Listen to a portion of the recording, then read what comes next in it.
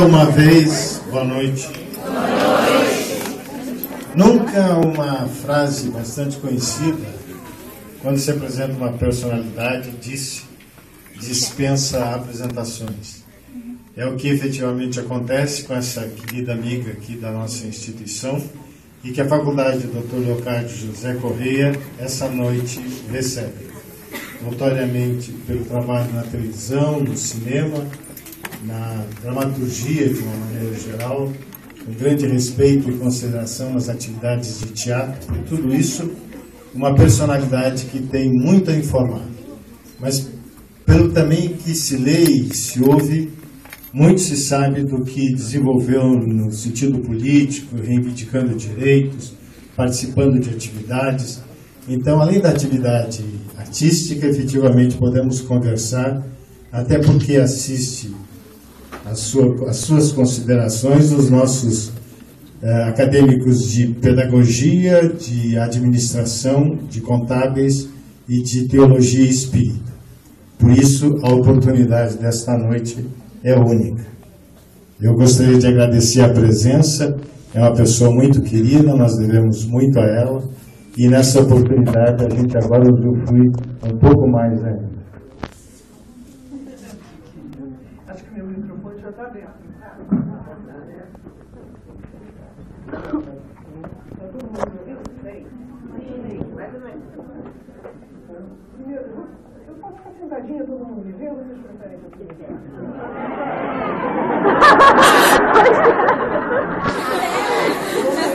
Eu fico em pé, quando eu cansar eu sento um pouco. Né? Para a gente poder ficar à vontade, para a gente poder conversar.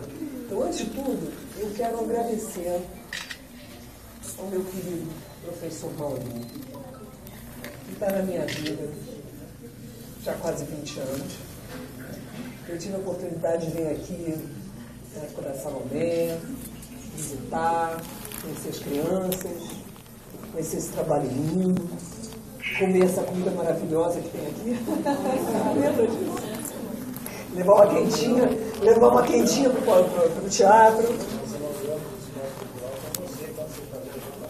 Eu lembro, aquela casinha bonitinha. Pois é. Aqui também virou nome, ontem eu tive na SBF, que é assim, gente, em 2 anos, é muito bonito ver como o amor é o melhor cimento que existe, né? É ele que faz esses tijolos todos estarem aí se superposicionando um em cima do outro e construindo uma mensagem de amor, de carinho, de prosperidade. Eu fico muito feliz de ter colaborado de alguma maneira para a abertura da faculdade. E se eu puder ajudar, a gente sempre ajuda menos do que poderia, né? Enfim, mas como o próprio ele disse, também parceiro querido, que sabe unir o amor, a arte, a cultura, a solidariedade, a moral, a ética. Olha aqui, isso daqui, ó, um triângulo aqui de força, né? Então, assim, normalmente eu faria uma palestra, blá, blá, blá, blá, blá, blá, blá, blá, blá.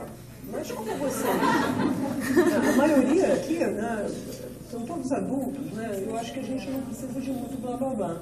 O que eu acho mais interessante é como a gente está numa casa do saber, das perguntas, da dinâmica de pergunta e resposta. Eu acho que seria muito mais. Todo mundo sabe que eu sou atriz, todo mundo sabe que meu nome é Cristiane Maria Santos Torlone. Se vocês tiverem alguma dúvida, vocês perguntem para as meninas aqui do Torlone está. Elas sabem muito mais da minha vida do que eu mesmo. Quando eu tenho algum problema de identidade, eu acesso o site e descubro quem eu sou. Quando eu fiz 50 anos, elas mandaram um livro para mim que eu falei, gente, mas isso aconteceu. Aliás, 2 já. Elas já atropelaram a biografia 2 vezes. Aí eu falei com a biógrafa, a Denise Mardado, eu falei, eu acho que a melhor coisa é usar os livros como fonte, né, de pesquisa. E falando em livro,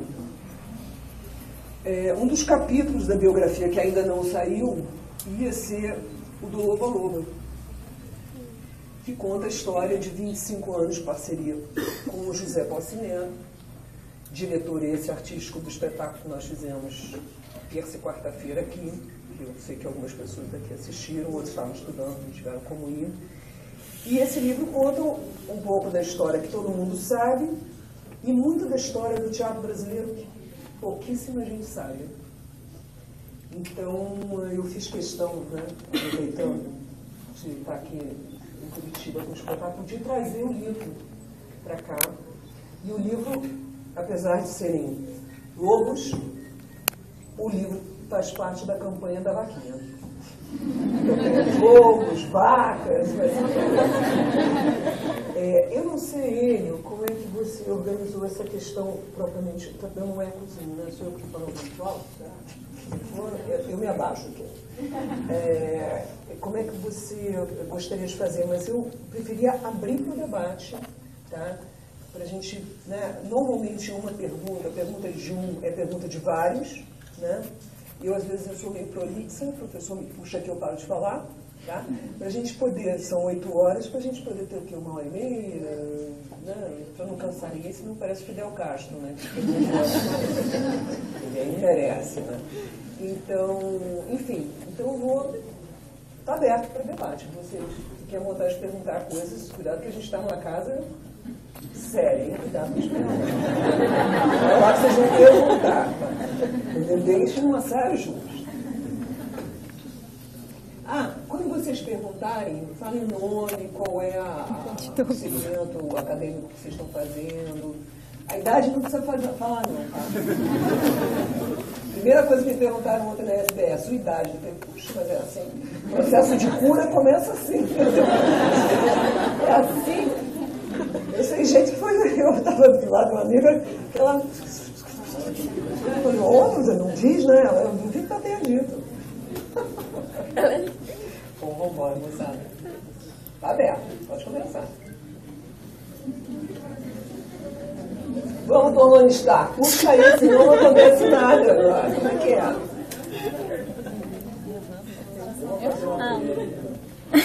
Eu tenho uma frustração não ter nunca trabalhado com a Cristina Tornone, mas tenho uma felicidade única de ter trabalhado com a senhora mãe dela. É filha de atores, filha de uma grande atriz nacional e de um homem de teatro de grande atividade, de grande responsabilidade. Como é que então aconteceu o teatro na tua vida? Basta essa suficiência genética ou apareceu de uma outra forma? Bom, eu sou que se chama de filha da arte, né? A gente é filha de várias coisas, mas no caso coube a mim, né, começar sendo como se chama filha da arte, né? Porque meus pais, meu papai e a mamãe, eles foram da primeira turma da primeira escola de arte dramática do Brasil, que é a EAD, de São Paulo. Eles se conheceram numa palestra do Pascoal Carlos Magno e do Dr. Alfredo Mesquita, que existe um livro muito bonito chamado Um Aristocrata na Contramão, que conta a história da vida dele. Esse homem que realmente entrou na contramão de tudo que se imaginaria que um aristocrata faria na época dos anos 40 e inaugura a primeira escola de arte dramática. Então, saíram grandes talentos brasileiros. Mas isso tem uns 60 anos quase. E era muito duro, na época, a nossa carreira. Era muito duro. Na época, as atrizes tinham a mesma carteirinha de identificação que as prostitutas tinham. E isso, quando você pensa a linha do tempo, 60 anos é muito pouco tempo, né?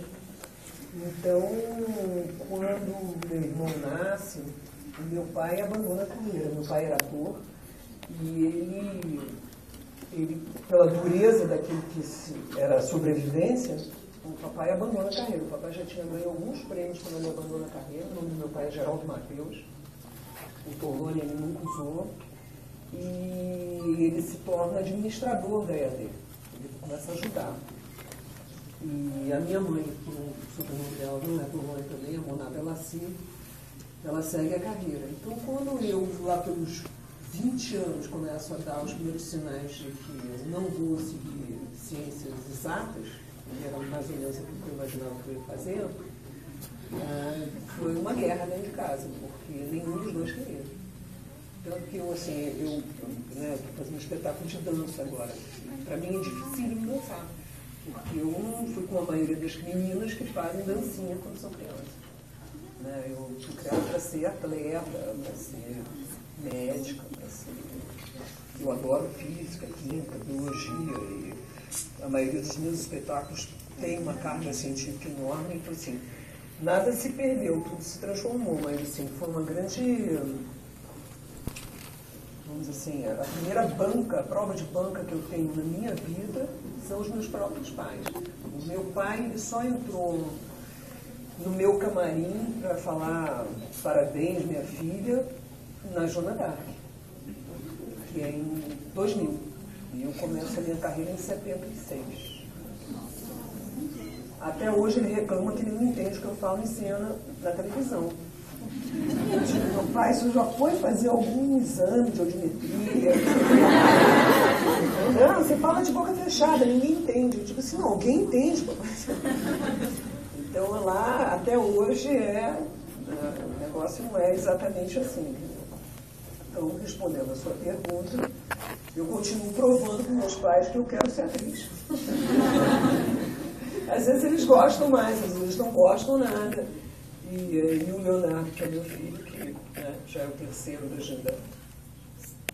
da geração de artistas da família, e esse então ele está passando pela prova de vez em quando eu digo, olha, menos, senão ele vai desistir. Porque os primeiros 10 anos normalmente são os mais difíceis. É aquela coisa que você não sabe ainda se você vai ser ator, se você vai ser diretor, se você vai ser um feminista, se você vai ser um iluminador ou um autor. Que tudo na arte, para que a gente possa estar na frente, né? Normalmente, mesmo que seja um solo, tem umas 10, 20 pessoas atrás. Todas elas importantíssimas.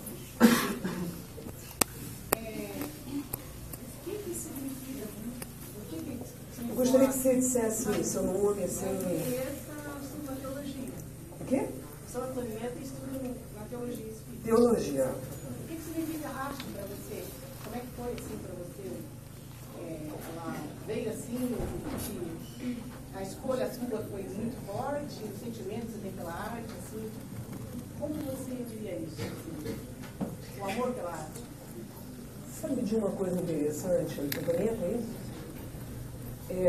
Até assim, a adolescência, hoje em dia os adolescentes, aos 7 anos, o cara já diz, é um adolescente, né? Mas eu sou de uma época que você só começava a entrar na adolescência mesmo lá pelos 14, 15 anos, né?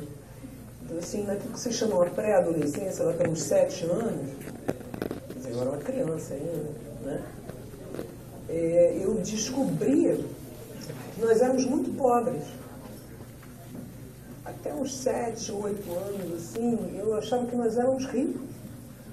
Porque minha casa era tão bonita, assim, tinha tanta música, a luz da casa era bonita.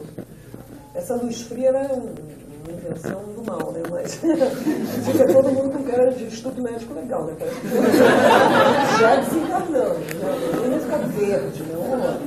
Ela é econômica, mas ela... E eu sou de uma época que a luz era meio âmbar. E a mamãe sempre falou, mamãe tem muita habilidade manual. Então, as cortinas da casa, meus pais leem muito. Então, a gente ouvia boa música, tinha acesso a boa literatura. O ambiente da casa era um ambiente bonito. Então, eu só descobri que a gente era muito pobre quando finalmente eu entrei na adolescência, e com os adolescentes, como todo mundo já, a maioria passou pela adolescência, sabe que a gente fica insuportável. Né? Porque a gente quer tudo que o pai e a mãe não podem comprar. Né? A gente quer alguma coisa que a gente vê na televisão, a gente quer uma marca, né? Na época era uma hang-tang. E aí eu descobri que eu não tinha dinheiro para comprar essas coisas. Que aquilo tudo era mágica, que aquilo tudo era arte. Então, assim, a arte, ela entra para mim, assim, de uma maneira muito sensorial. Então, por exemplo, quando eu estou em cena, eu sou a primeira que não quer ver o cenário, porque quebra a magia. Entendeu? Para mim, o cenário, ele tem que ter o mesmo efeito que ele tem para o público. Ele também tem que me transportar. Se eu vejo fita crepe, essas coisas, faz um efeito, eu volto para a realidade imediatamente. Então, assim, eu descobri o que é arte em casa, por isso. A mamãe pintava as paredes. Na minha época tinha uma coisa que chamava-se Moog. A maioria das pessoas que não devem nem saber o que eram uns bonecos, assim, com uma calça. Alguém disse sei o que era, eu ouvi pelo menos. Obrigada. Parecia um gnomo, era uma coisa estranha. Parecia um feijão de calça xadrez. Era uma coisa assim, as crianças adoravam aquilo. A mamãe pintou um lugar, uma salinha de televisão. Todo mundo chegava na minha casa e achava que a gente era milionário. E eu achava também. Por isso que eu tenho certeza que eu sou uma milionária.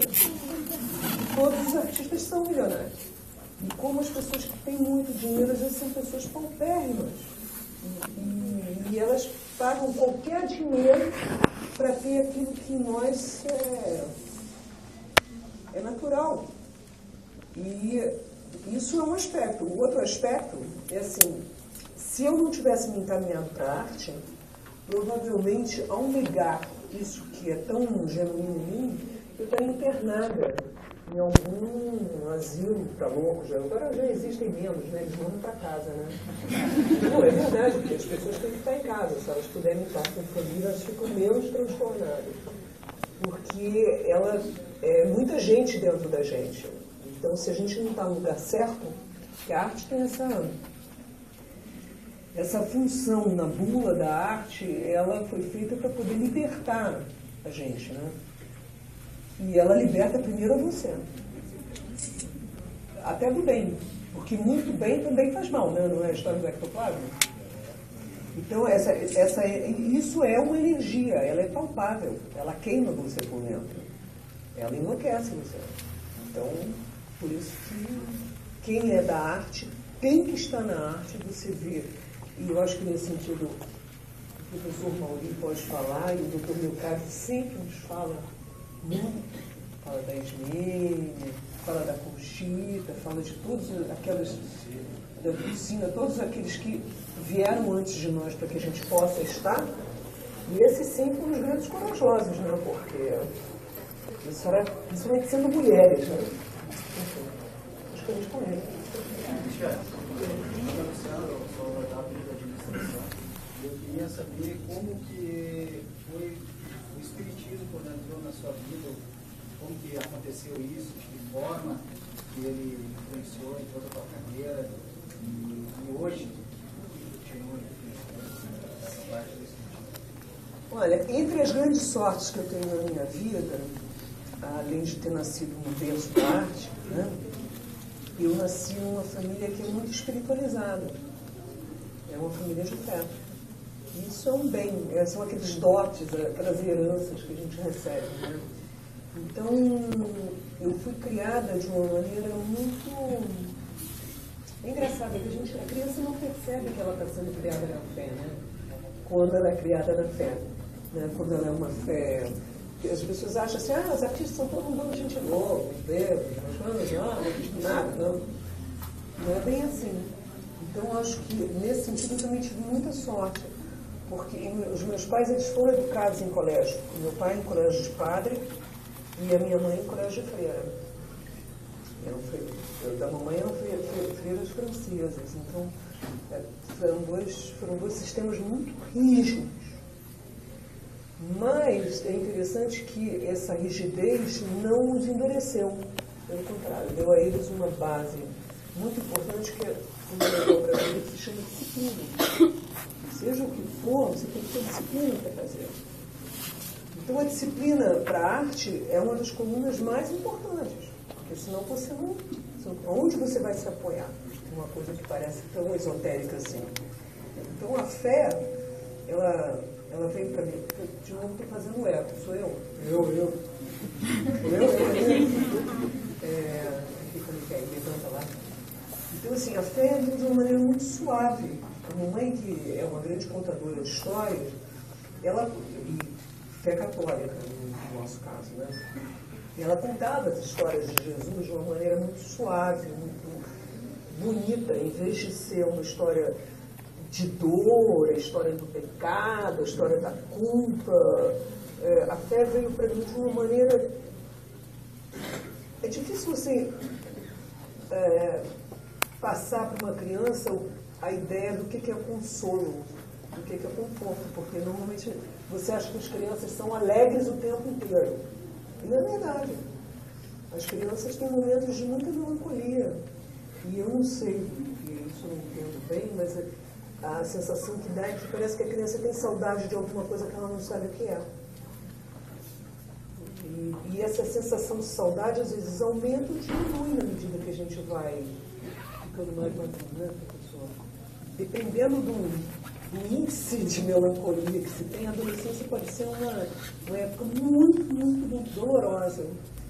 Então, eu acho assim, que, por exemplo, isso, eu estou te explicando que na minha família é uma família espiritualista, tá? Então, por exemplo, o evento da minha primeira comunhão foi um evento muito importante para mim, porque eu queria realmente fazer a primeira comunhão. Então, como a mamãe tinha certeza que, não sei exatamente por que ela nunca ia me ver como noiva na igreja, ela me vestiu de noiva no batizado e na primeira comunhão. Quando as meninas só usavam aquele véuzinho, todas iguais, eu parecia uma noiva, né? Nas fotos da primeira comunhão, minha avó costurava muito bem. Então é muito engraçado, mas você vê pelas fotos, tanto meu irmão quanto eu, muito sérios. A gente sabia que aquilo ali era uma... E eu tinha 7 anos. Então, assim, essa presença muito forte, por exemplo, eu fui consagrada a Nossa Senhora da Conceição no meu nascimento, no meu batizado, depois. E ela é uma presença da minha vida. Em momentos de grande solidão, risco de vida, assim, eu não sou médium, mas eu sinto a presença dela e da minha avó, fortemente comigo. Quando, em 91, eu perco meu filho, gêmeo Leonardo, num acidente de carro, e tudo isso foi muito duro, eu comecei aí sim a receber muitas cartas de pessoas que são espíritas. Aí se apresenta para mim, através de pessoas que também perderam seus filhos, principalmente as mães, né? As mães, elas têm uma corrente incrível. Né? Eu, quando eu vejo assim, mataram, não sei o que, eu digo, meu Deus, a mãe, agora as mães de Santa Maria, as mães de todas as guerras, as mães, entendeu? Assim, a gente pensa muito pouco nas mães, né? A gente tem que pensar na mãe. Porque a mãe é a Nossa Senhora, é a mãe. Né? Então, em todas as culturas, as mães, de alguma maneira, são ou muito cultuadas ou muito esquecidas. Então, no futebol, ela é completamente esquecida. Né? Mas nessa fase que eu saio do Brasil e vou morar 3 anos em Portugal, eu recebi, TV Globo foi muito assim, presente nesse momento da minha vida, e eu recebia correspondências em Portugal dessas cartas, em que as pessoas contavam as suas experiências e ao contar as suas experiências mostravam para mim que eu não era a única, que eu não tinha sido escolhida para ter uma criatura que esse exemplo de dor, porque já existiam muitas pessoas, né, existem. E aí eu comecei a ler um pouco da literatura do Allan Kardec. Em Portugal, vários espíritas foram se aproximando de mim sem que eu tivesse criado espírito, e pelo menos porque dali eu estava eu mesma com o Léo, a gente precisou de ter um momento assim, de exílio e luta para, né, recolocar, se repensar e tudo. Enfim, e daí eu volto para o Brasil, a convite do Wolf Maia. Eu tenho que rir porque tem coisas que elas parecem estranhas, mas elas têm uma alegria dentro delas. O presente é estranho, mas tem uma mensagem de alegria. Eu sou convidada para fazer uma novela que aparentemente seria uma comédia, que era Viagem. Porque alguém não leu a história, né? Aí eu não tinha lido, né? no Wolf, já está na época de ter ser voltado, tem uma comédia maravilhosa para a gente fazer. Eu falei, quem sabe, né? Vai ser bom mesmo. Aí eu vim no Brasil. Quando eu comecei a ler, eu falei, você está maluco, filho. Eu não vou conseguir fazer uma desse. Eu já tinha voltado, meu filho já tinha voltado para o Brasil, mãe, vamos lá e tal. Aí sim, aí a coisa se apresentou de uma maneira técnica, porque você vai entrar dentro da filosofia espírita. Aí, nós começamos a estudar, né, muito sério, porque é uma religião, vocês muito mais do que eu sabem que é uma religião. Em 94, quando nós fizemos a novela, eram cadastrados 7 milhões de espíritas no Brasil. Então, imagina hoje, quanto mais. Fora quem é espírita que não diz, porque todo mundo é alguma coisa de carteirinha, né? É por filosofia, não é. E aí, nós começamos a gravar a novela e eu estava morando num apartamento muito antigo no Rio. E aconteciam umas coisas muito estranhas na casa. Eu estava morando sozinho, o Léo estava morando com o pai, e aí eu caía quadro, era uma roda política, era um apartamento antigo, que eram aqueles apartamentos que tinham aquelas campanhas do quarto na cozinha. Começava a tocar quarto 1, quarto 2, quarto 3. Eu não sou uma pessoa covarde, não, mas eu realmente comecei a achar que assim, tem alguma coisa que... Aí eu conversei com o Wolf, que é de uma família espírita muito antiga. Não é Mato Grosso a família dele? Eu acho que é de Mato Grosso, né? É do Goiás. É de Goiás. Aí eu me lembro que ele tinha falado que a família dele era espírita e tal. Aí no dia seguinte, foi passando os dias e as coisas realmente estavam agitadas na casa. E aí eu falei para ele, pô, vamos precisa fazer alguma coisa. Então, assim, a gente pediu permissão para estar fazendo isso, porque a Ivani Ribeiro ainda era viva. Eu fiz a Gata Comeu, que era da Ivani, só que realmente era uma comédia, né? Porque, aliás, o texto era uma comédia. A gente pediu permissão para fazer isso, porque a gente está mexendo com uma coisa que é o invisível. Todo mundo que está nesse trabalho é espírita. Nem eu sou espírita, eu sou espiritualista, mas será que está certo? Tudo tem ritual. Tudo tem ritual. Fazer ritual não é uma coisa careta. O ser humano, ele faz ritual, desde que ele foi lá fazer, né, escrever, desenhar nas cavernas, aquilo era um ritual. Ele não estava fazendo só o registro do tempo dele. Aquilo era um ritual. Nós somos ritualistas. Né?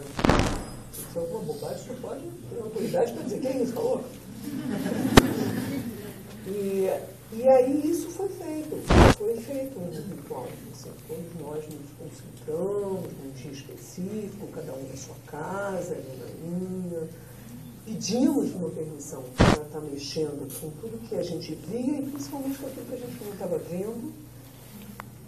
E tudo se acalmou. Como a gente trabalhava muito, eu não tinha tempo para ler as cartas que chegavam.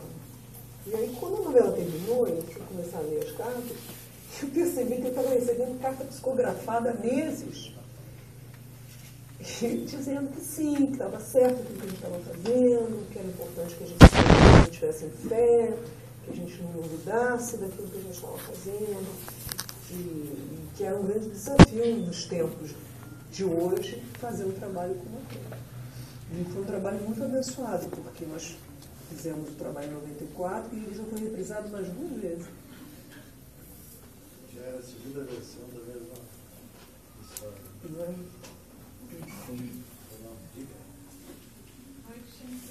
Tudo bem. Maria, sou estudante do curso de Biologia. A gente sabe que existem vários conceitos muito atuais, né, inclusive divulgados e tão difundidos pela Esther, através do médium, do irmão bem, né? Então, eu acho que ficou a curiosidade de entender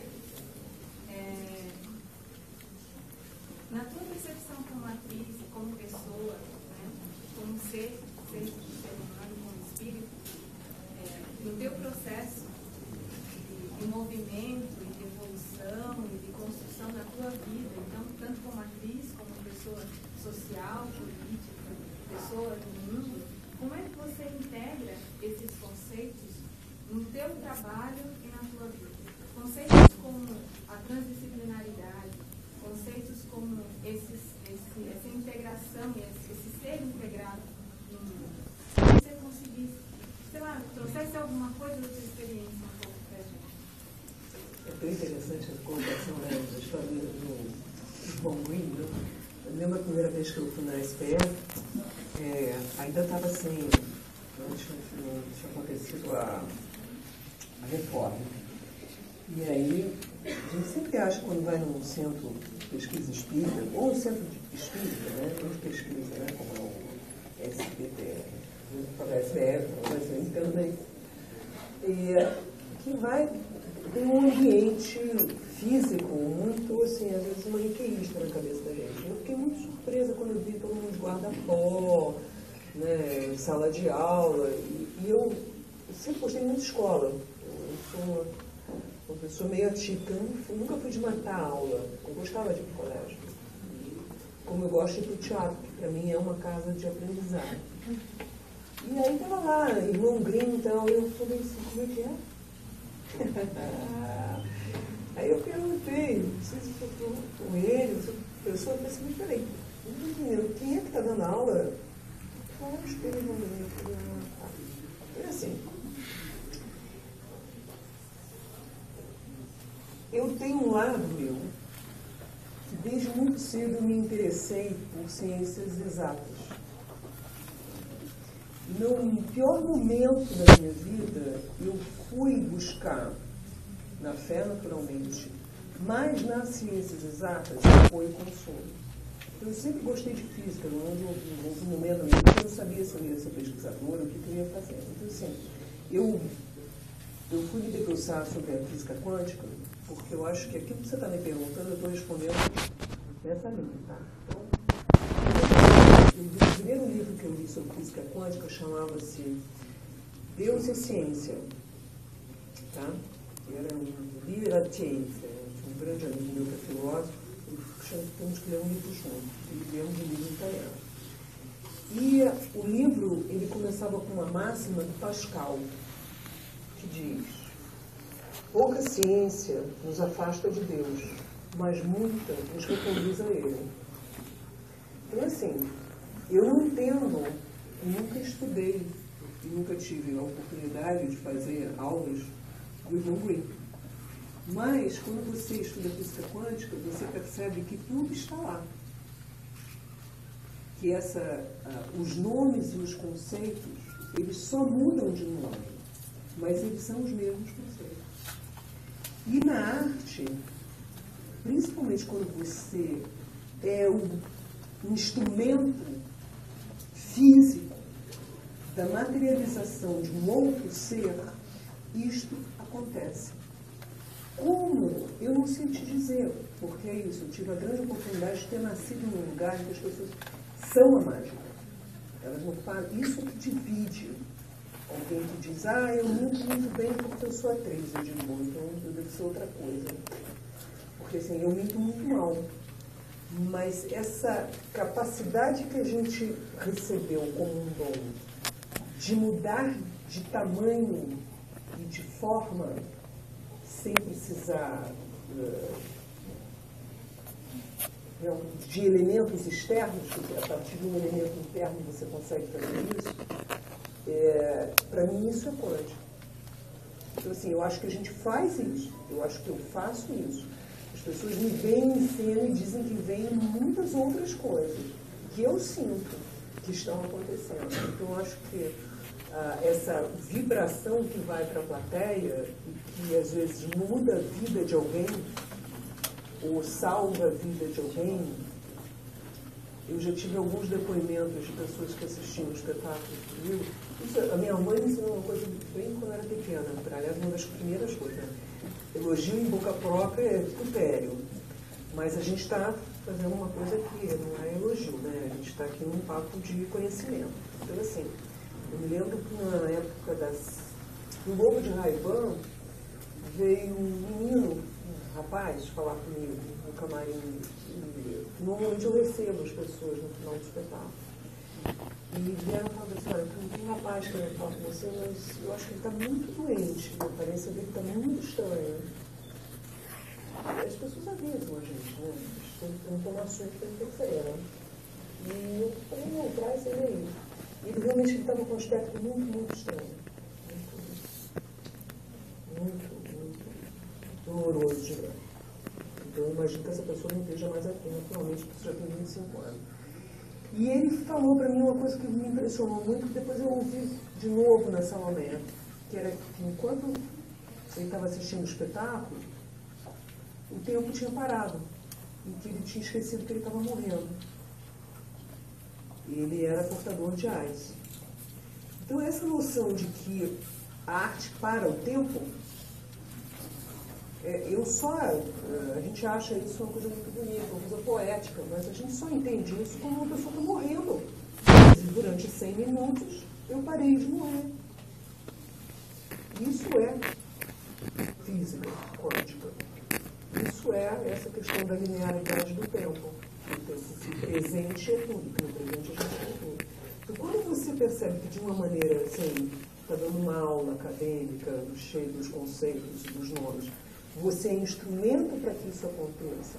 Ou na época da Salomé, veio um senhor falar comigo e ele falou que ele estava desesperado, porque ele estava perdendo a mãe dele, estava na UTI. E depois, 8 horas da noite, ele fazer alguma coisa e ele estava bebendo teatro. Ele saiu do hospital e não tinha nada. Minha mãe está morrendo.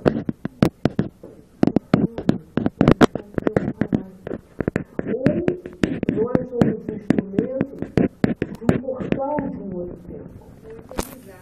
Então, eu não sei se talvez nesse sentido o professor Mauri possa ajudar a complementar essa resposta, que é o que a ciência espírita diz sobre isso. Né? Nesse sentido, porque os nomes são nomes sofisticados, para mim. Nós trabalhamos a ideia de tempo, de espaço e de movimento numa dimensão absolutamente crítica. Então, para nós, o tempo é sempre evolutivo. Sempre. Nós sempre estamos vendo o evolutivo para nós, para os filósofos, é a adaptação. Tem condições de se adaptar à nossa evolução. Dizendo de espaço, nós trabalhamos todo o espaço numa visão plástica. Nós dizemos que o espaço da Terra é plástico. Quando um homem primitivo olhou pela primeira vez e viu um córrego, uma madeira, pegou aquela madeira, colocou, depois mais algumas pedras, e imediatamente permitiu fazer uma lagadinha, alguma coisa, que ele pudesse se banhar. Ele começou a ideia do espaço plástico. Até hoje, nós nunca mais paramos de combinar coisas. O espaço ficou plástico. Só que, desgraçadamente, nós começamos na ciência a estudar espaço plástico há menos de 2 anos. Nós não estudávamos com plástico. Agora que nós começamos a estudar com plástico. E no sentido, por exemplo, de movimento, nós dizemos que é cinético. Então, toda dimensão é cinética, toda dimensão é cinemática. Portanto, é uma dimensão de movimento contínuo. Então, onde a gente estiver, a gente está sempre informando e comunicando. Onde a gente estiver, a gente está sempre fazendo uma grande, evidentemente, linha de integração, de unidade.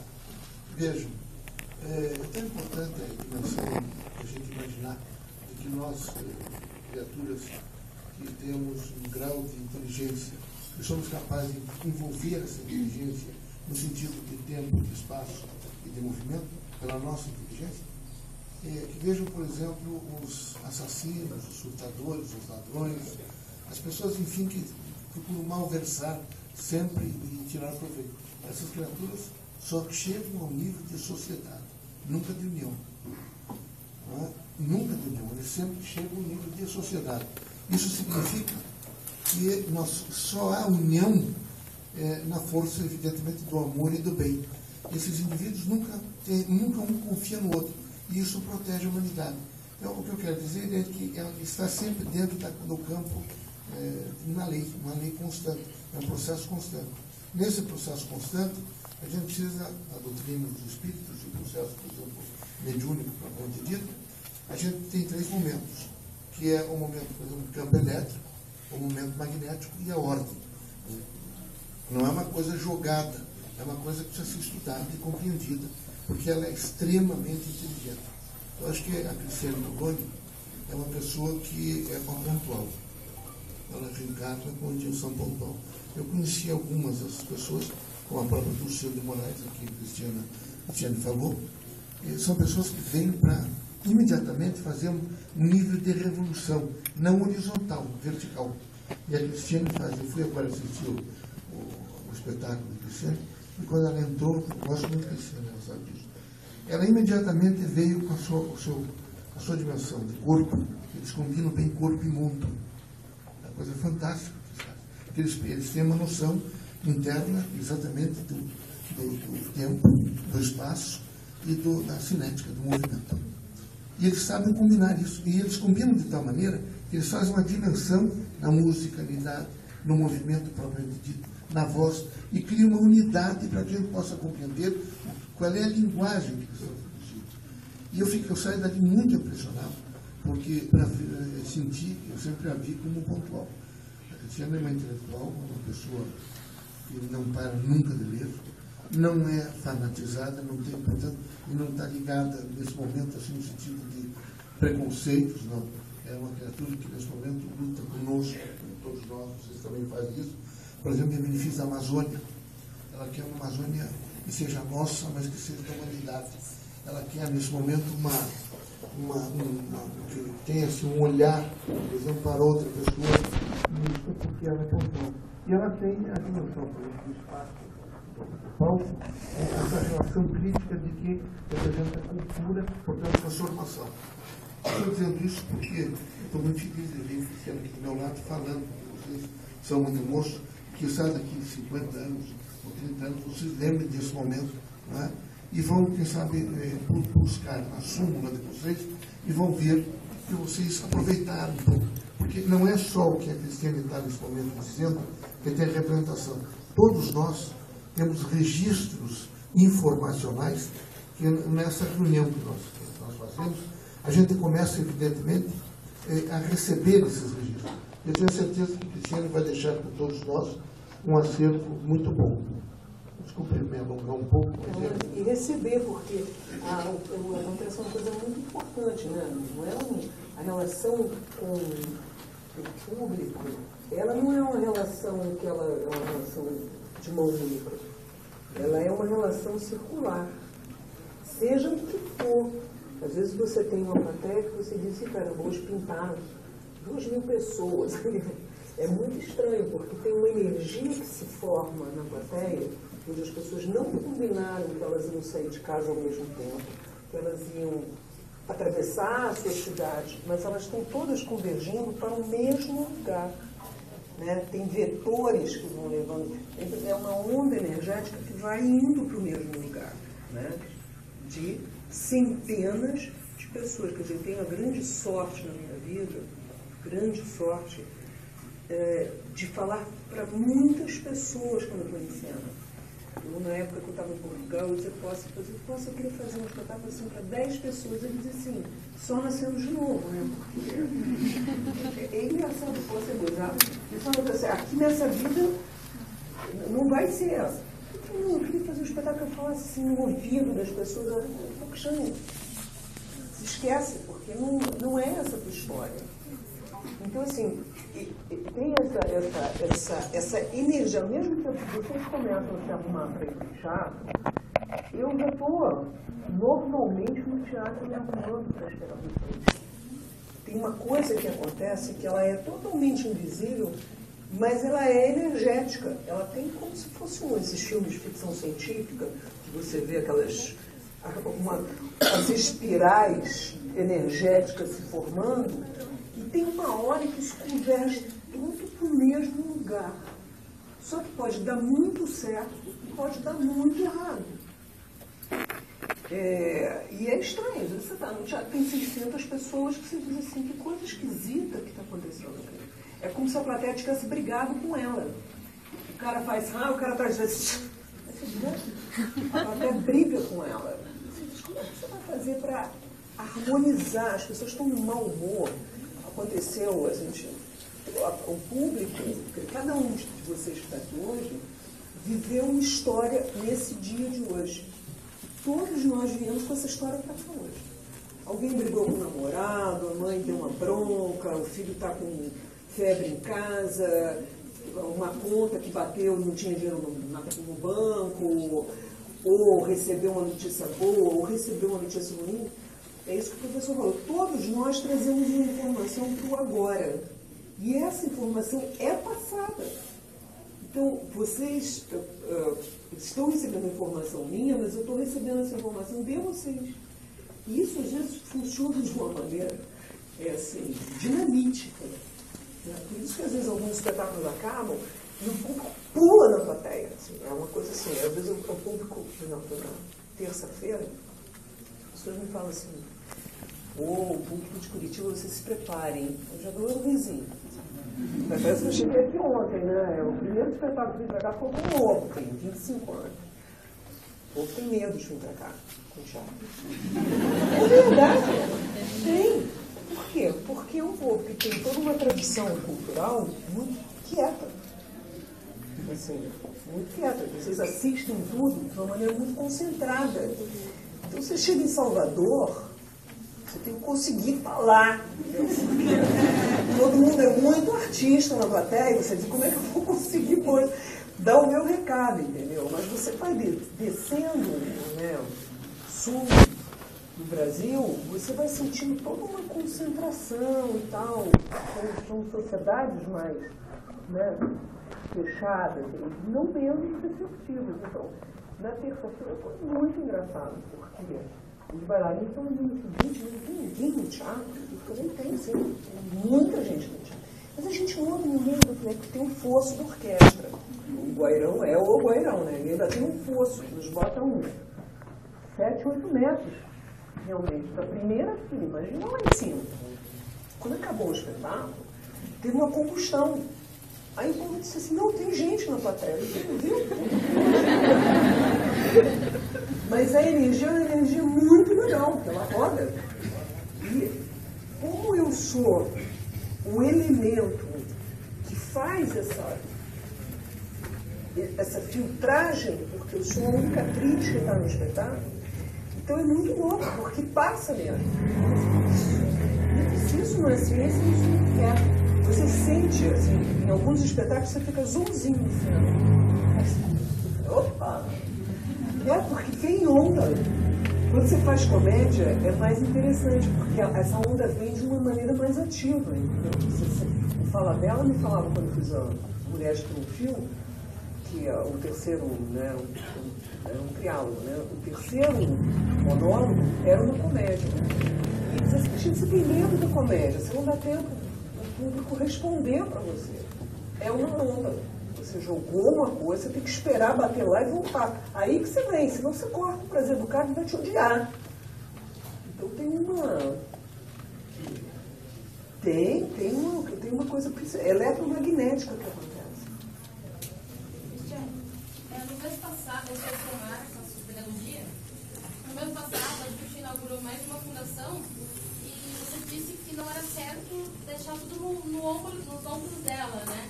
Você disse que é da Xuxa? É, isso, né? Ela fundou mais uma fundação.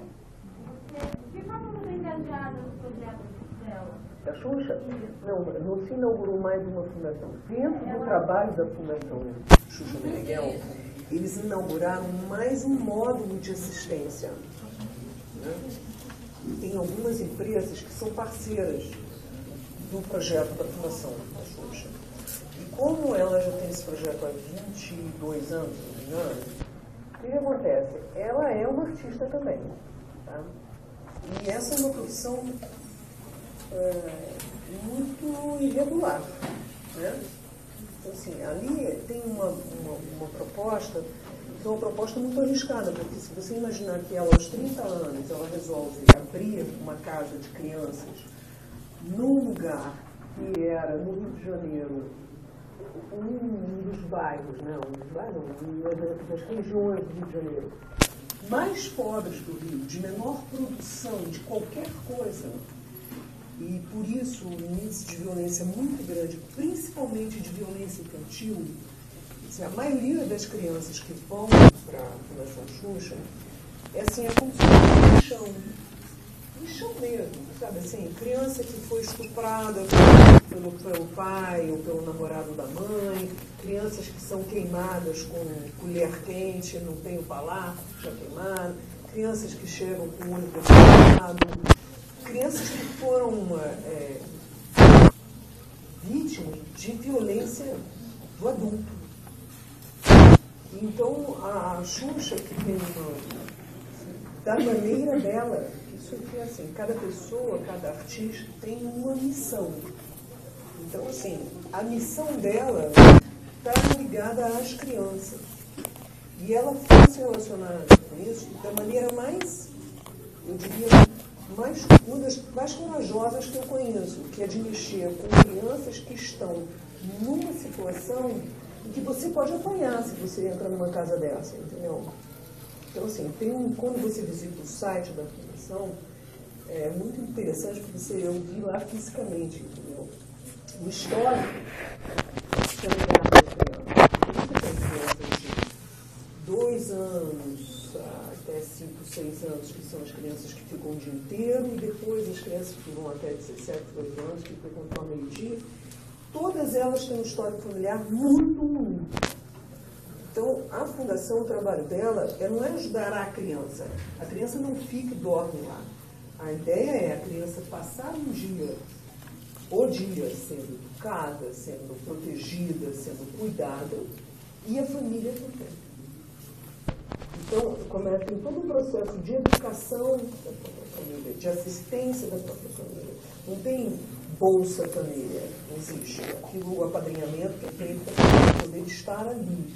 Mas a família da criança começa a ter benefícios. Porque nós, se eu estiver equivocada, professor Sônia, tem um momento em que nós deixamos. Nem o pior animal maltrata o seu filhote. Então, quando aquele animal é um predador. Cuidado, o maior predador que eu conheço é o ser humano. Eu não conheço ninguém que prede mais do que ele, deprede mais do que a gente. O processo nosso, eu acho, né, do ponto de vista de autoconhecimento, da gente se domesticar. Mas o lobo come o lobinho, o urso come o ursinho. Daí você vai ver dentro da história do urso, por que ele está fazendo aquilo, dentro da história do lobo, quando é o leãozinho, por que é a leoa que tem que proteger, não sei o que, lá. Mas o que um ser humano faz com o seu próprio filhote é uma coisa que não existe registro na natureza. Então, tem alguma coisa que precisa ser resgatada quando o ser humano ele passou de um limite que não pode ser. O cara diz, é um animal. Não, o animal não faz isso. É uma perversão do animal homem. Quando eu digo homem, é do ser humano, tá? Não é do homem gênero. Então, existe uma coisa, quando o ser humano ele perde a moral essencial dele, ou porque está na guerra, que a gente vê o que acontece quando está naqueles campos de sobrevivência, a moral, as leis, elas desaparecem. Então, nós temos esses campos no Brasil, em vários campos, nas favelas, onde você vê é um nível de imoralidade que você diz, cadê a sociedade? Cadê o Estado? Cadê? A gente, século XXI, dentro da região metropolitana de São Paulo, dentro de uma região metropolitana de Curitiba, dentro de uma região metropolitana do Rio de Janeiro, sabe? Como isso? Está parecendo que está lá na África, não, está aqui na esquina da gente. Então, assim, o que eu tenho feito com a Xuxa? Primeiro, eu observei o trabalho que ela fazia. Tem coisas que só ela pode fazer. Como tem coisas que só ela pode fazer, tem coisas que só você pode fazer. Todos nós somos únicos. Tem um bem, tem um processo de amor que é um pessoal intransferível. Único. Por isso, quando o cara diz assim, não adianta, eu sou mais um. Não muda. Jesus também é um só. Siddhartha Gautama era um só também. Tudo bem que a gente não precisa nem quer ser crucificado, nem tudo bem, tá? Vamos lá tentar se iluminar. Mas a gente sabe que a gente unindo faz a diferença.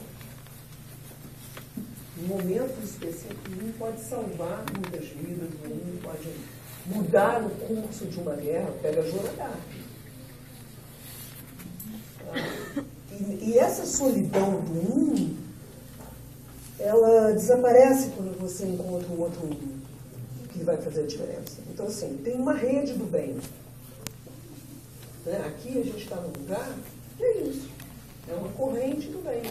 Então a gente se sente meio sozinho.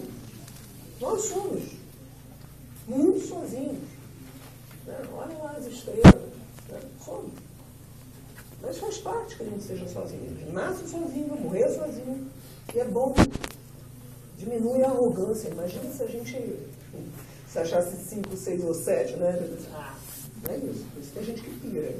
Então é bom, de vez em quando, a gente ter uma humildade de dizer, não, eu sou um. O que eu posso fazer? Eu posso me juntar um outro. Foi assim que a Amazônia para sempre chegou a 1 milhão e 200 mil pessoas. Por isso que as meninas do Torrone estão aí, porque cada uma delas quer dizer alguma coisa. Eu venho de um lugar que o fã-clube pode ser uma coisa muito ruidosa e pode ser muito complicada. Né? Para que serve fã? Olha, assim, eu, desde quando eu comecei a ter eu sou atriz, até às vezes eu tenho erro de Minas, mas eu acho que há uns 36 anos Minas sabe melhor que eu. Mas eu já pensei, 40 anos de atriz, eu acho que não sou 40 anos, ainda não deu. Acho que não dava tempo. Mas, de qualquer maneira, para que serve o fã? Porque se você entra num processo de adoração, isso é um problema. Você entra numa relação com o fã, que é aquela história do John Lennon. Um dia o cara vai te dar 3 tiros. Porque é um amor que não é correspondido. Não adianta uma pessoa te escrever uma carta e dizer você é tudo para mim, você é o amor da minha vida. Isso é um perigo. Isso é um perigo, porque é um amor que, se a pessoa propõe uma carnalidade naquilo, eu já recebi cartas que eu tenho guardado, tipo assim, tá lá, se acontecer alguma coisa comigo, pode procurar nesse endereço. É verdade, são as cartas que eu já recebi. Agora eu estou mais velhinha, eu já não suscito essas paixões telúricas, mas tinha um cara que dizia que eu não podia usar argola.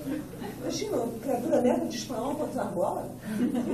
Dentro do fanatismo dele, ele achava que era uma coisa pornográfica. Era impressionante, de onde que vai a cabeça das pessoas. Principalmente quando a cabeça não é boa.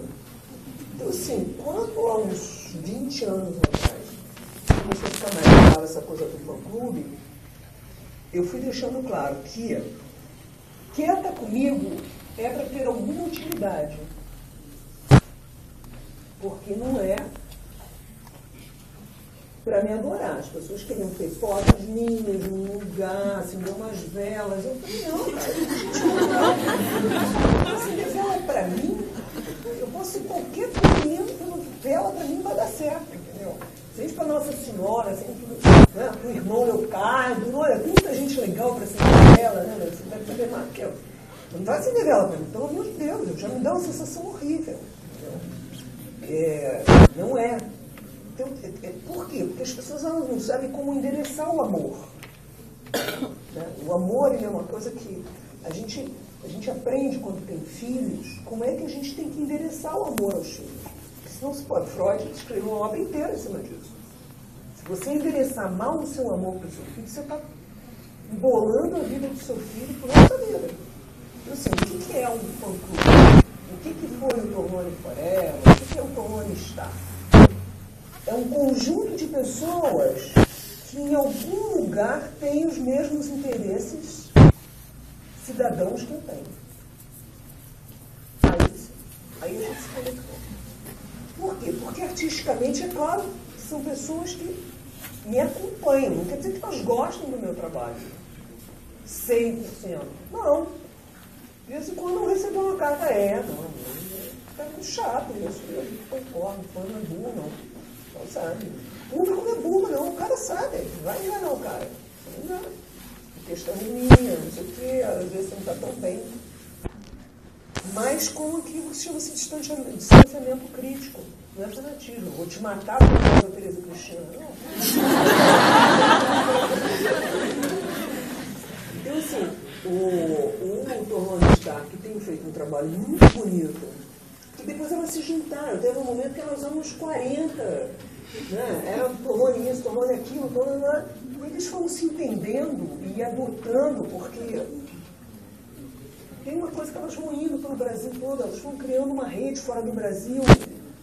E tinha umas pessoas meio destrambelhadas, meio sozinhas, meio abandonadas. Eu comecei a perceber que essa comunidade começava a tomar conta das pessoas meio destrambelhadas. Legal. Meio tomava conta de quem não tinha mãe, de quem não tinha, que era meio órfão, não sei o quê. E são pessoas, assim, muito bem formadas. Pessoas que estudam, pessoas que fazem coisa. A profissão delas não é ser minha fã. Pelo contrário. A profissão delas é a profissão que elas escolheram, com seus níveis. Tem umas que agora já estão muito ocupadas, aí então elas já vão passando o bastão para as outras, que estão mais. Mas a primeira regra é fanatismo zero. Elas mesmas criaram um código ético de que não dá, porque eu detesto isso. Eu fui criada vendo Dona Fernanda, Dona Bebida, sabe? Todo mundo de tênis, chorando, será que vai ter trabalho amanhã? Meus pais. Então, assim, é muito complicado aceitar qualquer tipo de projeção nesse sentido. Eu projeto em você aquilo que eu quero ser, não. Vai ser, vai estudar. Quando diz, eu quero ser você quando eu crescer. Não queira. A pior coisa que eu posso te desejar é ser eu. Eu não quero ser ninguém, a não ser eu mesmo. Imagina, 56 anos não tentando ser eu mesmo. Já me deu um trabalho danado. Então, a primeira regra da fã é não queira ser o seu objeto de admiração. Admiração é uma coisa, adoração é outra. Admirativa é outra. Então, assim, eu comecei a perceber que, ao isso começar a ficar mais claro, e eu dizendo nas entrevistas, as meninas começaram a estudar mais, os pais começaram a ficar muito mais alegres. Claro.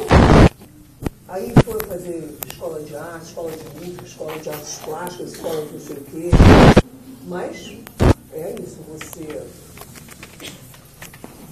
inspira o outro um despertar dentro dele, do eu dele. Então, por exemplo, a história da Amazônia para sempre. Né?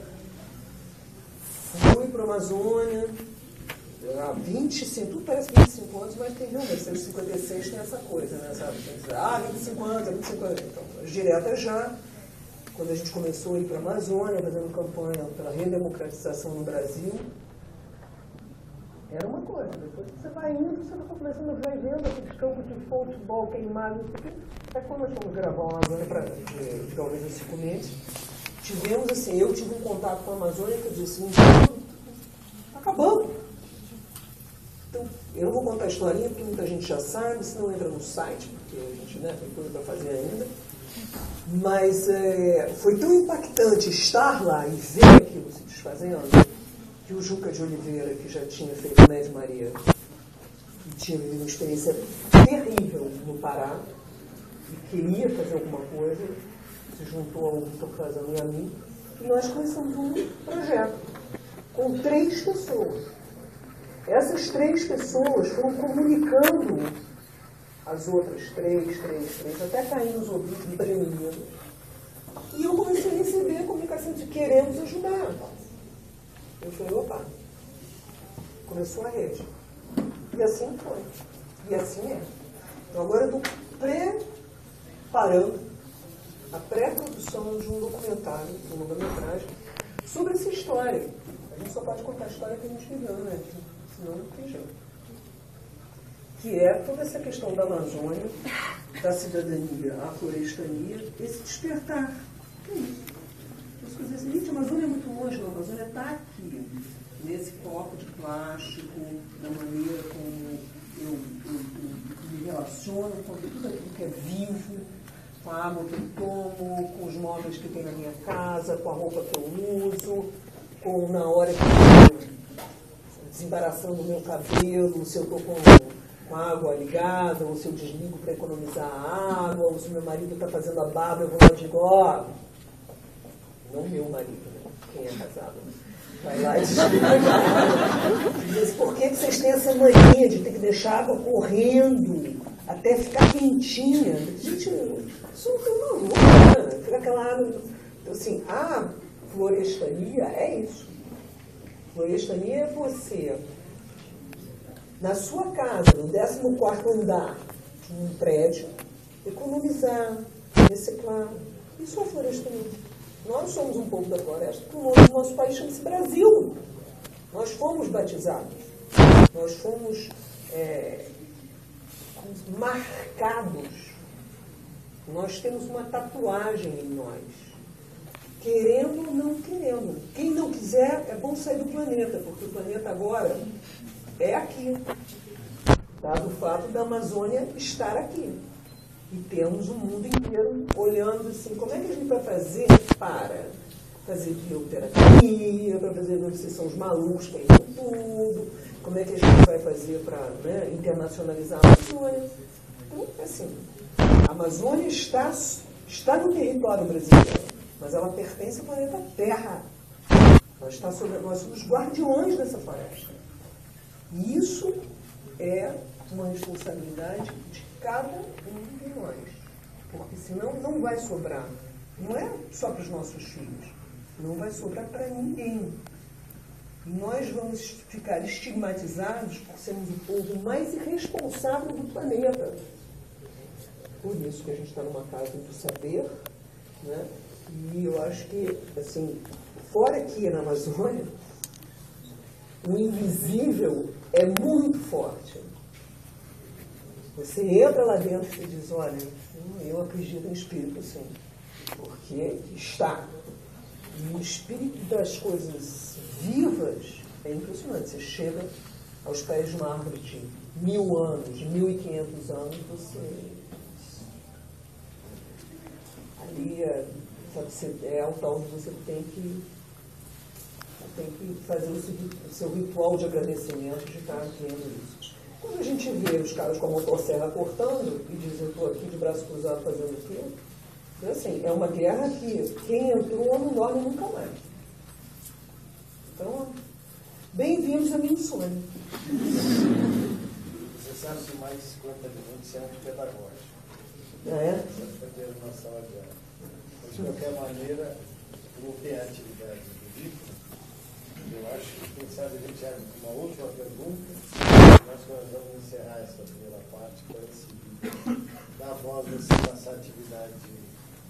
Estou aqui para isso, mestre. É que eu respondi a 25 perguntas em 3, né? Meu nome é Nayara, sou do quinto período de pedagogia. E, assim, diante da educação que está no Brasil, da maneira que você... Como você vê essa educação hoje? O que você poderia falar para todos os pedagogos futuros que estão aqui na nossa faculdade, que a gente recebe uma formação crítica, reflexiva? O que você acha que a gente... Um pensamento que você tem para nós? Eu acho que a educação, ela deveria ser amazonizada. Um pouco radical, mas é isso. A gente deveria perceber como esse conceito está em tudo que está na nossa vida, para acabar com essa dicotomia de que eu estou em Curitiba e de que eu não posso fazer nada daqui. Então, se a gente sabe que, por exemplo, o Paraná, né, era uma das maiores florestas, né, a gente sabe isso, né, de araucárias, né, era aquela coisa assim. Eu ainda tive a oportunidade de ver coisas magníficas aqui. A gente teve esses 2, 3 dias de calor que eu passei aqui, eu fiquei chocado. Porque para quem vem há 25 anos para cá, eu creio nunca vi isso. E a cidade, ela não comporta isso.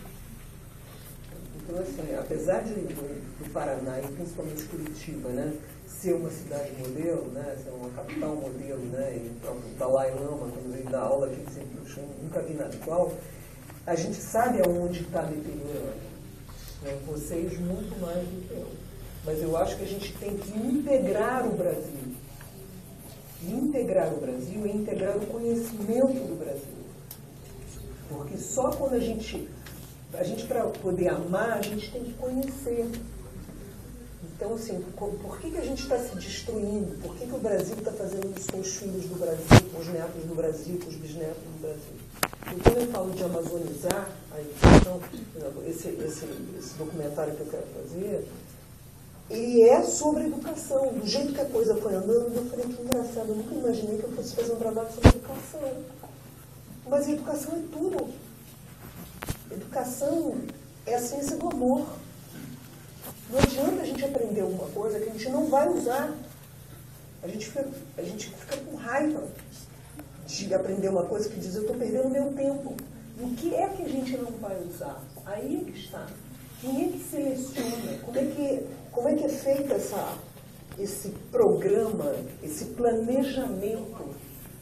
O que é que a gente tem que aprender para a gente amar este lugar?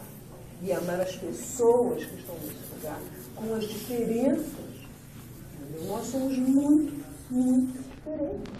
Se você for para o Macapá, se você for para a Ilha de Marajó, você vai dizer, eu não sou brasileiro. Não sou. Eu não sou uma pessoa que eu estou o tempo todo on the road. E sentindo essa... Nós somos um povo só. Incrivelmente, nós somos um povo só. É inacreditável que no Brasil se fala a mesma língua. Na Índia, só no Sul, são 5 idiomas oficiais. Só no Sul. Então, assim, é muito importante a gente entender que a educação é política. Então, assim, a gente tem um momento no Brasil que a gente tem que ficar muito atento para não achar que está tudo certo, que está tudo resolvido e que a gente já está na democracia. Não! A democracia é um cristal. Ela trinca, ela quebra, ela espatifa. E a gente está vivendo um momento de fortalecimento dos ideais democráticos, quando você vê, por exemplo, né, o processo do mensalão. 1 não pode ser maior do que o sistema. 10 não pode ser maior do que o sistema. Então as pessoas dizem assim, mas Brasília... Mas em Brasília, eles acham que Brasília não está no Brasil. Se você for olhar aquilo que aconteceu agora na votação do Código Florestal, e a maneira... Quem foi a Brasília foi destratado fisicamente dentro do Congresso. Eu fui achacada fisicamente dentro do Congresso. Quando disse assim, o que você está fazendo aqui? Eu falei, eu pago o seu salário. Você paga o salário. Só que a gente acha que é muito longe. E não é. Então, assim, essa observação de que a educação é política, e que a gente não pode descansar, porque parece que está tudo bem, não, parece que está tudo muito mal. Vamos observar quem é que está entrando agora para as comissões. O presidente da Comissão de Direitos Humanos é um pastor homofóbico. O presidente da Comissão de Meio Ambiente foi governador do estado, onde ele recebeu a motosserra de ouro do Greenpeace. O nome disso é democracia? O nome disso não é democracia. Então, pela idade das pessoas que estão aqui, pela idade das pessoas que estudam aqui, bem-vindo ao insônia, porque é isso. Porque a gente não pode ler jornal e dizer, pô, é lá longe. Não, não é. Não, não é. E para a gente poder deixar um legado democrático para aqueles que nós amamos, a gente tem que fazer o que a gente agora. E cidadania é ação. Não, cidadania e florestania é uma coisa só. Não existe, não são duas coisas separadas. Elas estão integradas na gente. Nós somos meio ambiente. Senão... Fala, menino. Meu nome é Angela, faço artes dramáticas. Olha, pelo menos uma, hein? Que bom! dramática. Eu quero agradecer a você por ter recebido a gente na coxinha, na terça-feira, porque não é qualquer tipo de serviço. A gente pensa, a gente pode dizer que é, mas não é isso. Pode receber a gente ou não. Então, eu quero agradecer. E se quiser desistir da carreira de virar professora de física, por favor. Eles vão mandar me açoitar no braço. E eu quero perguntar para vocês qual foi a sua maior o maior desafio? Se foi o louco ou super louco?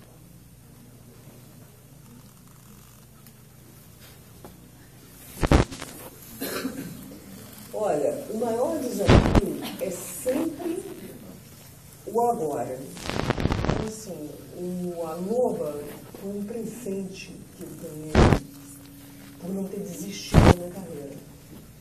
Aliás, carreira essa é existencial, né? Não desistir de viver, né? Tipo assim, don't give up. Um dia a gente decide. É como se a gente fosse doar do NA, né, mestre? Só por hoje eu vou viver, né? Só por hoje eu não vou cometer suicídio. Só por hoje eu não vou matar ninguém. Só por hoje eu não vou ser não sei o quê.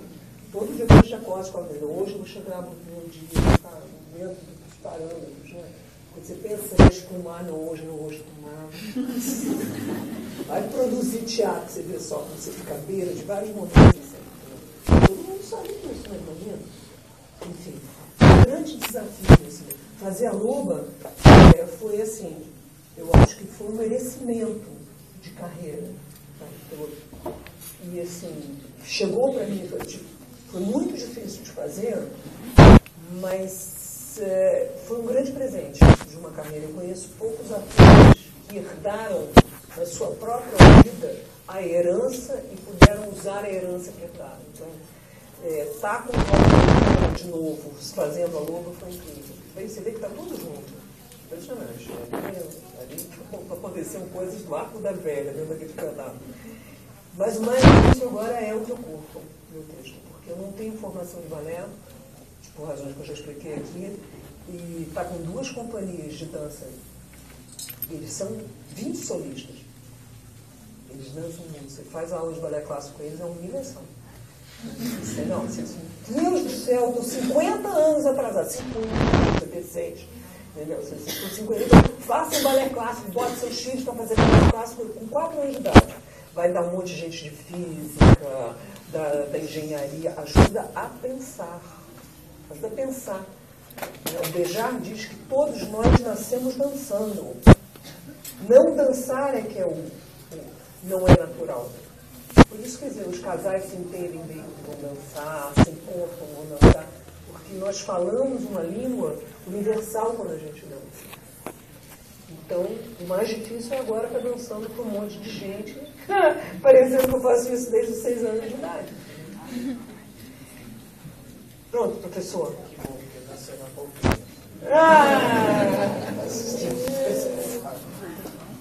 Então agora a gente agradece a oportunidade de ser um importante, né? Passamos a. Olha, a minha função é a seguinte aqui, eu pego a caneta e a logística eu não sei como é que vai ser feita, tá? Eu quero dizer o seguinte, esse livro é uma doação do teatro, das pessoas que estão envolvidas nesse livro, para fazer a nossa vaquinha. A loba está. Os lobos entraram na vaquinha.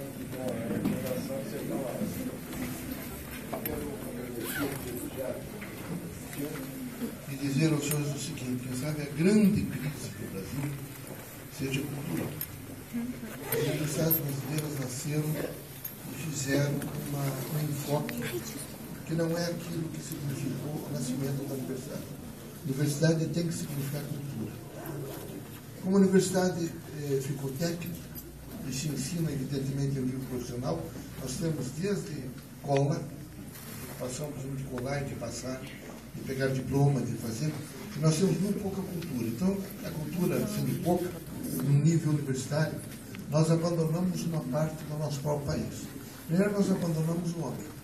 Nós somos doutores, hoje já pós-doutores, nós somos pessoas abandonamos. Nós temos um número de pessoas que são destruídas umas pelas outras extraordinariamente forte no nosso país, por falta de cultura. Nós temos uma dimensão evidentemente crítica, onde nós ainda não conhecemos aquilo que a ciência começa a estudar, particularmente através da física quântica, que é o extramental no sentido cultural. Então, é fundamental que vocês, nesse momento, que sabem, nesse primeiro contato com a Cristiane Toloni, e também com os seus professores, os seus fronteiros que chegaram, os outros, entendam que a faculdade do Dr. Leocádio José Correia tem como princípio básico e fundamental ensinar a pensar. Consequentemente, fazer com que os senhores todos façam um segundo olhar para a política, o social, o econômico, o cultural, consequentemente o homem. Nós queremos que os senhores não tenham preconceito e tenham a coragem de ser cada um o que efetivamente é.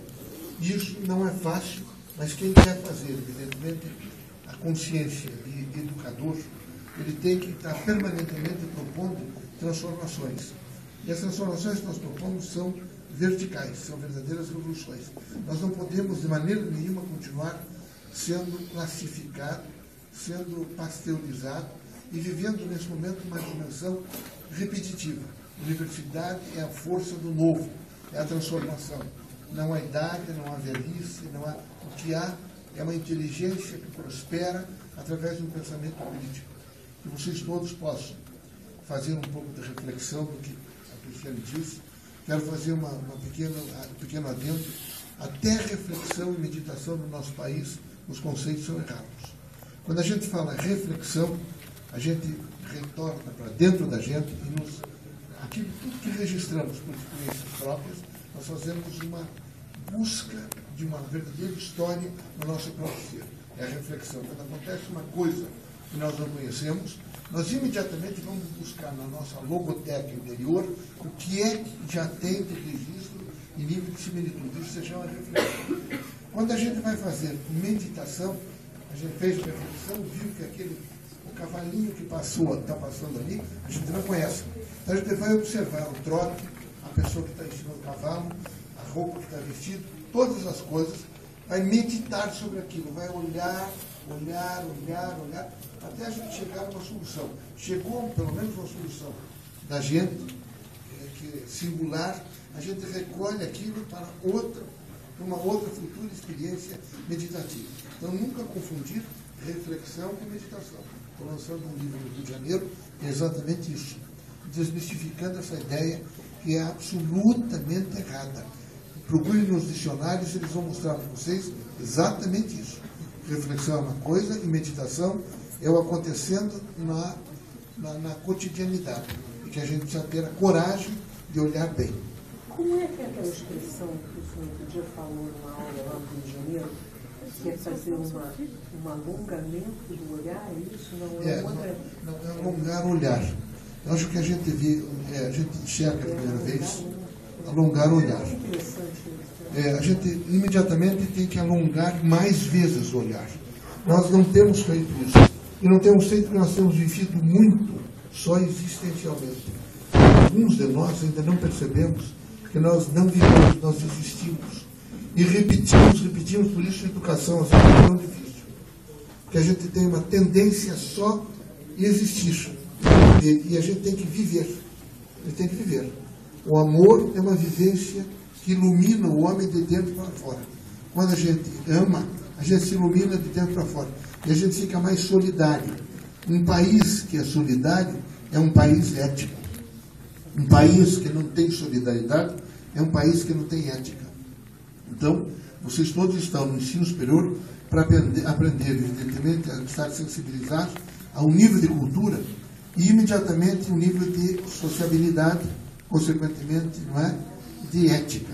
Eu espero que esses encontros todos tenham muita significação e que a gente possa repetir, viu, Cristiano? Mais vezes, que a gente possa conversar com mais pessoas, vocês, inclusive, vir mais vezes aqui, e a gente poder fazer a experiência da interação. Isso é um processo de interação. Eu agradeço, desejar a sua presença, tudo de bom aconteça para todos nós, e que vocês, tem alguns que não me conhecem ainda, começaram agora, a gente possa, nesses encontros em corredores e de vida, eu vou visitá-los nesses dias, descobrir que essa escola é um pouco diferente das outras. A grande preocupação dessa escola é priorizar o ser humano. e fazer com que vocês aprendam a pensar e não o que devem pensar. Viu?